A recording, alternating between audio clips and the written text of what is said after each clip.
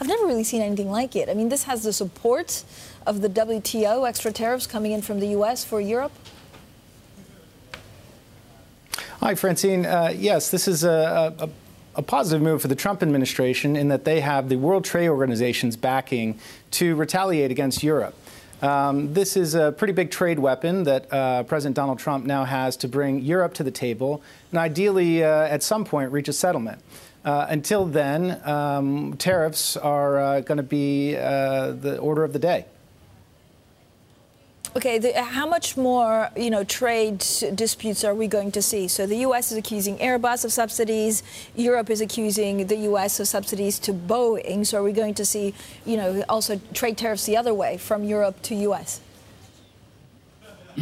That's correct. Because of the timing of this dispute, it started about 15 years ago. The U.S. pulled the trigger first, the EU a bit later, and there's about a 6 to 9 month lag. That means that in the first half of next year, the European Union will have the ability to retaliate against the U.S. for America's subsidies to Boeing. Bryce, just so I can report to the world, the trade tariffs are inelastic on the brie cheese at the Keene household. There is the issue of there's no tariff that can't be paid. But with that said, what is the power of French agriculture? For many decades, they've always been the emotional stumbling block, the uniqueness of agriculture across France. Does that still there? Tom, you really know your stuff. The French lobbying power is still very strong.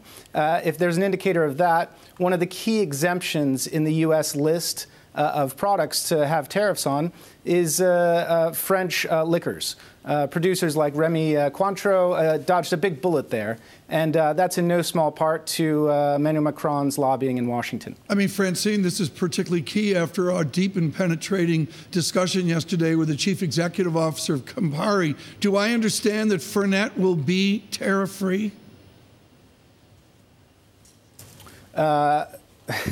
I believe so, yes. Very good. There's the answer. It's good to see Bryce. Tom, thank you. Yeah, Francine, going jump for the in here, piercing please. questions.